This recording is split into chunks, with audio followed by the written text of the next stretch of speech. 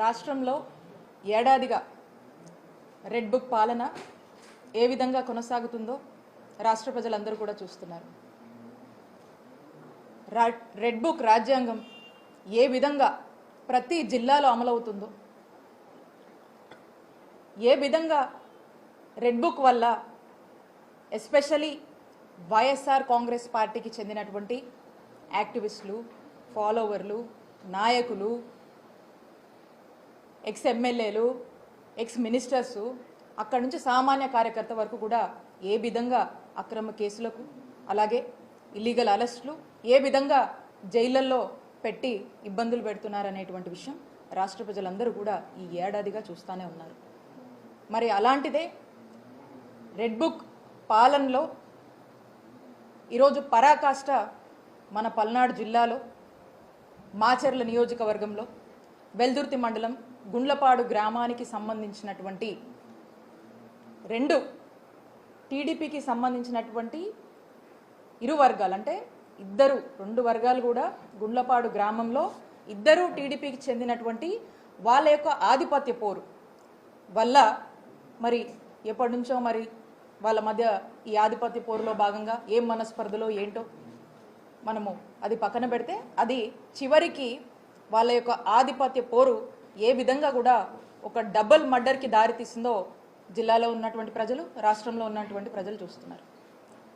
మరి ఈ మర్డర్కి సంబంధించి మనం చూసినట్టయితే ఏదైతే వెంకటరామయ్య అని ఉన్నారో వారు ఈ వాళ్ళ పార్టీకి సంబంధించినటువంటి వెంకటేశ్వర్లు గారిని, అలాగే కోటేశ్వరరావు గారిని పెళ్లికి వెళ్ళి వస్తుండగా మరి దారిలో ఏ విధంగా చంపారు అనేటువంటి విషయం ఇక్కడ ఉన్నటువంటి ప్రజలందరికీ కూడా తెలుసు.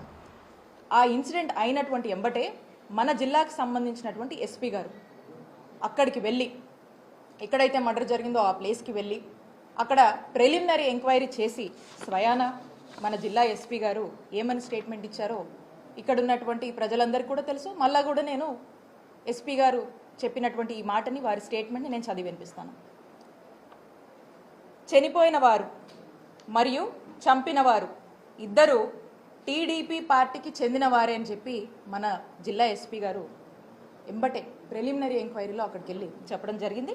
అలాగే చనిపోయిన వారికి మరియు తోట చంద్రయ్య కుటుంబానికి ఎటువంటి సంబంధం లేదని చెప్పి, బంధుత్వం లేదని చెప్పి హత్య చేయడానికి గల కారణాలను పరిశీలిస్తున్నట్టుగా మన జిల్లా ఎస్పీ శ్రీనివాస్ గారు చెప్పారని స్పష్టంగా వారి యొక్క స్టేట్మెంటే నేను చెప్తా ఉన్నా. వాడి యొక్క వీడియో బయట కూడా ఉంది, మీరు చెక్ చేసుకోవచ్చు.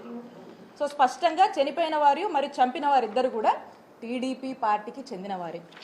అంటే ఇక్కడ నాకు తెలిసి వెంకటేశ్వర్లు గారు ఎవరైతే చనిపోయి ఉన్నారో, నాకు తెలిసి 3 దశాబ్దాలుగా ఆ టీడీపీ పార్టీ జెండా మోసినటువంటి వ్యక్తి. అలాగే ఈ చంపినటువంటి వారు కూడా ఎప్పటి నుంచో కూడా అదే పార్టీలో మరి యాక్టివ్గా ఉండి వాళ్ళంతా కూడా మొన్న ఎలక్షన్ యాక్టివ్గా చేసినటువంటి పరిస్థితి. మరి వీళ్ళు వాళ్ళ యొక్క ఆధిపత్య పోరులో భాగంగా హత్య దాకా వెళ్ళి దీన్ని ఏ మాత్రం కూడా సంబంధం లేనటువంటి పిన్నెల్లి రామకృష్ణారెడ్డి గారికి, వాళ్ళ బ్రదర్ పిన్నెల్లి వెంకటరామరెడ్డి గారిని మరి ఇందులో వాళ్ళకి సంబంధం ఉందని ఈ కేసులో వాళ్ళని చేర్చడం, వాళ్ళ పేర్లు ఎఫ్ఐఆర్లో నమోదు చేయడం అనేది ఎంత దారుణమో ఒకసారి చూడండి. మొదట్లో ఈ హత్యకు సంబంధించినటువంటి ఎంక్వైరీ కానీ, ఎస్పీ గారు వెళ్ళడం కానీ, వాళ్ళ ఫ్యామిలీ మెంబర్స్ కానీ, అంటే ఈ చనిపోయినటువంటి వాళ్ళ ఫ్యామిలీ మెంబర్స్ కానీ అందరూ కూడా ఇది రాజకీయ కక్షల వల్లే, టీడీపీలోనే వాళ్ళకు ఉన్నటువంటి గొడవల్లో భాగంగానే ఈ హత్య జరిగిందని స్పష్టంగా అక్కడ ఉన్నటువంటి వాళ్ళ ఇంట్లో ఫ్యామిలీ మెంబర్స్ ఆడాలతో సైతం చెప్పారు. అలాగే ఎస్పీ గారు కూడా అదే మాట చెప్పారు. ఎంబటే ఎమ్మెల్యే గారు ఎప్పుడైతే వెళ్ళారో, ఎమ్మెల్యే గారు వెళ్ళి ఈ హత్యకు ఈ ఎమ్మెల్యే గారు ఎక్స్ ఎమ్మెల్యే పిన్నెల్లి రామకృష్ణారెడ్డి గారికి, అలాగే వాళ్ళ బ్రదర్ పిన్నెల్లి వెంకటరామరెడ్డి గారికి సంబంధం ఉందని చెప్పి ఎప్పుడైతే మాట్లాడారో అప్పటి నుంచి ఇక ఎప్పుడైతే పొలిటికల్ ఇంటరప్షన్ ఇన్ఫ్లుయెన్స్ మొదలైందో ఇక ఈ కథంతా కూడా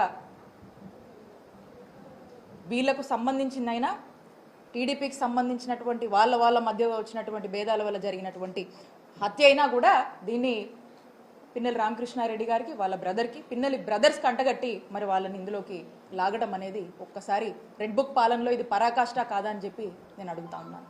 ఎవరికి తెలియదు ఈ జిల్లాలో? ఈ జిల్లాలో ఎవరికి తెలియదు? మన పల్నాడులో ఎవరికి తెలీదు? వాళ్ళు టీడీపీ పార్టీ అనే విషయం అందరికీ తెలుసు. ఆ హత్య ఎందుకు జరిగిందనేటువంటి విషయం అందరికీ తెలుసు. మరి ఏ ఒత్తిడిలో, రాజకీయ కారణాల వల్ల, పొలిటికల్ ఇంటర్వెన్షన్స్ వల్ల, పొలిటికల్ ప్రెజర్స్ వల్ల మరి ఈ రోజున చూస్తే ఈ విధంగా, అంటే సంబంధం లేకపోయినా అసందర్భంగా ఏ విధంగా కూడా ఎక్కడో ఒక హత్య జరిగితే దాన్ని వైఎస్ఆర్ కాంగ్రెస్ పార్టీ వాళ్ళ మీదకి, అది ఎక్స్ ఎమ్మెల్యేలైనా సరే, ఎక్స్ మినిస్టర్లైనా సరే, ఎవరినైనా కూడా చేర్చొచ్చని చెప్పి పరాకాష్ఠగా మరి ఈ యొక్క హత్యని ఏ విధంగా చిత్రీకరించి మరి వీళ్ళ పేర్లను చేర్చారనేది మనం చూస్తూ ఉన్నాం. మేము డిమాండ్ చేస్తూ ఉన్నాము వైఎస్ఆర్ కాంగ్రెస్ పార్టీ తరఫున,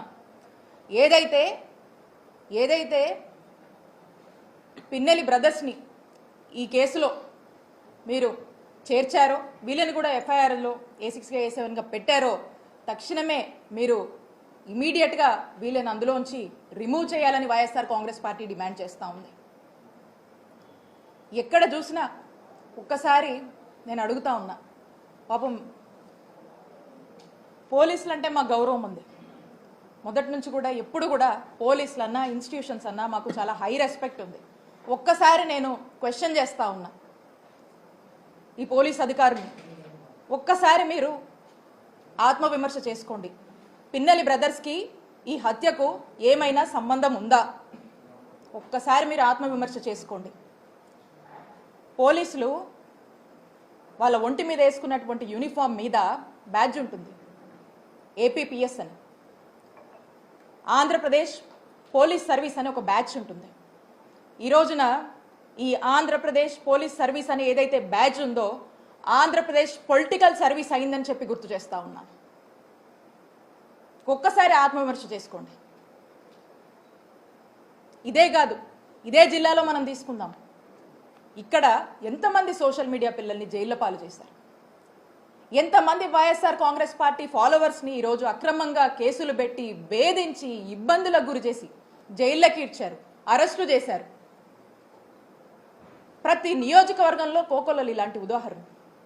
ఏమైతుంది పోలీస్ వ్యవస్థ? ఎటుపోతుంది? ఏం మెసేజ్ ఇస్తున్నాం మనం? దీనికా మనకు అధికారం ఉంది? ఈరోజు చూసుకుంటే మనం చూసాము రీసెంట్గా మొన్న గుర్జాల నియోజకవర్గంలో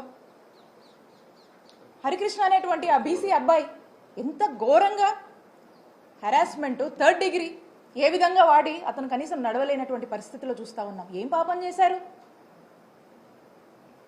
అలా ఏ నియోజకవర్గంలో మనం చూసినా కూడా ఇబ్బందులే. అంతెందుకు, మన నరసరావుపేట నియోజకవర్గంలోనే గోపిరెడ్డి గారి మీద ఎన్ని అక్రమ కేసులు కట్టారు. మా చిల్లూరుపేట నియోజకవర్గంలో నన్ను ఏ విధంగా వేధించారు రీసెంట్గా కూడా మీరు చూశారు. పోలీసులు ఒక లెవెల్కి మించి వాళ్ళ మరి ఎవరి మెప్పుల కోసమో ఏంటో కానీ ఒక స్థాయికి మించి వాళ్ళ ఉద్యోగంలో ఏదైతే వాళ్ళ ఒక డిసిప్లిన్స్తో, ఒక రెస్పాన్సిబిలిటీస్తో ఏదైతే కొన్ని ఓట్స్ వస్తున్నాయో అవన్నీ కూడా పక్కన పెట్టి ఈ పొలిటికల్ మెప్పుల కోసము ఏ విధంగా పనిచేస్తున్నారు అనేది మనం చూస్తూ ఉన్నాం. కాబట్టి నేను చెప్తా ఉన్నా, ఎక్కడ చూడండి రాష్ట్రంలో ప్రతి జిల్లాలో ప్రతి నియోజకవర్గంలో కూడా ఈ యొక్క అత్యుత్సాహం ప్రదర్శిస్తున్నటువంటి పోలీస్ ఆఫీసర్లకు, అధికారులకు అండ్ ఎస్పెషల్లీ అన్యాయంగా అక్రమంగా ఇలాంటి ఇల్లీగల్ కేసులు పెట్టి ఇబ్బంది పెట్టాలని చూస్తున్నటువంటి ప్రతి ఒక్కరు కూడా నేను చెప్తా ఉన్నాను, మా నాయకుడు జగన్మోహన్ రెడ్డి గారు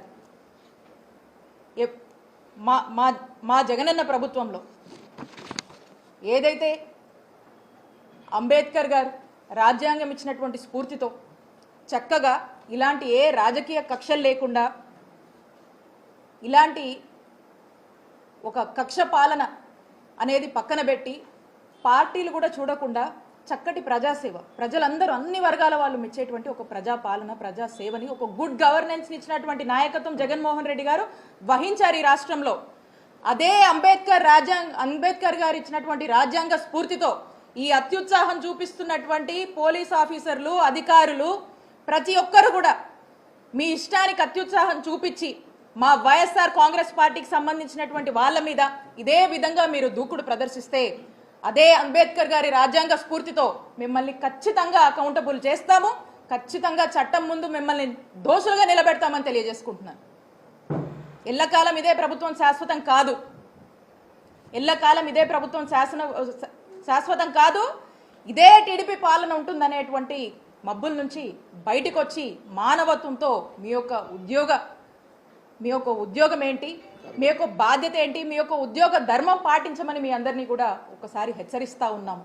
కాబట్టి స్పష్టంగా చెప్తా ఉన్నాము, ఏదైతే పిన్నెల్లి బ్రదర్స్ని వాంటెడ్గా ఫస్ట్లో ఉన్నటువంటి జెన్యూనిటీ, ఫస్ట్లో ఉన్నటువంటి ట్రాన్స్పరెన్సీ అనేది political intervention, political influences involve అయిన తర్వాత ఏదైతే ఒక ట్రాక్ తప్పించి మీరు వీళ్ళని కూడా ఇందులో ఇన్వాల్వ్ చేశారో దాన్ని ఇమీడియట్గా కూడా వాళ్ళని ఇందులో ఉంచి ఇమీడియట్గా కూడా వీళ్ళని రిమూవ్ చేయాలని వైఎస్ఆర్ కాంగ్రెస్ పార్టీ బలంగా డిమాండ్ చేస్తుంది. దీనికోసం మేము ఎంత పెద్ద ఎత్తునైనా పోరాటం చేస్తాము, దీనికోసం ఎక్కడి వరకైనా కూడా వెళ్ళి మేము లీగల్గా పోరాటం చేస్తామని స్పష్టం చేస్తూ ఉన్నాను.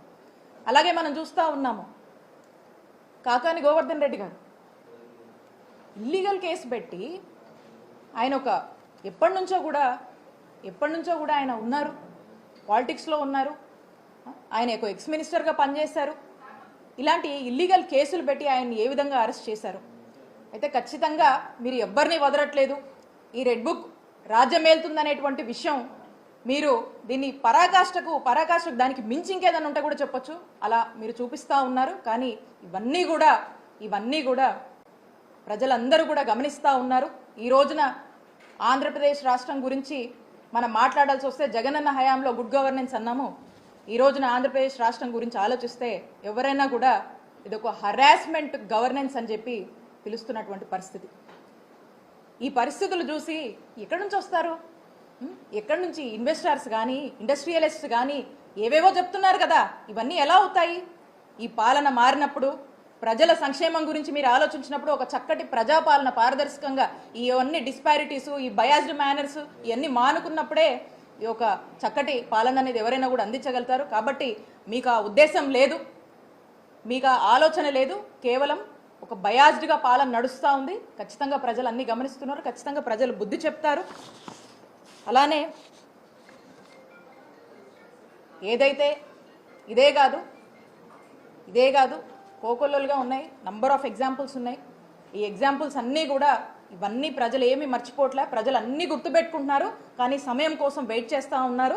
కాబట్టి మేము వైఎస్ఆర్ కాంగ్రెస్ పార్టీ ఏదైనా ఇలాంటి ఇష్యూస్ వచ్చినా దేనికైనా కూడా మా నిజాయితీయే మా నమ్మకం, మా నాయకుడి సిద్ధాంతమే, మా పార్టీయే, మాకున్నటువంటి మా కార్యకర్తల కమిట్మెంటే ఈరోజు మా అందరికి కూడా మమ్మల్ని ఇంకా కూడా నిలబెడుతుంది. మేము ఇంకా ధైర్యంగా అడుగేస్తాము. మీరు ఇలాంటివి ఎన్ని పెట్టుకున్నా, ఎన్నిట్లో మమ్మల్ని ఏం చేయాలని చూసినా ప్రధానికి వన్ డే మీ అంతా కూడా you're all answerable, you're all accountable. ఖచ్చితంగా కూడా ఒక సమయం వచ్చినప్పుడు దీనికి మీరు సమాధానం చెప్పుకునేటువంటి రోజులు వస్తాయి. ఖచ్చితంగా తెస్తాము. ఎక్కడా కూడా మా పోరాటం ఆపమని చెప్పి స్పష్టంగా మీ అందరికీ కూడా తెలియజేస్తూ ఉన్నాం.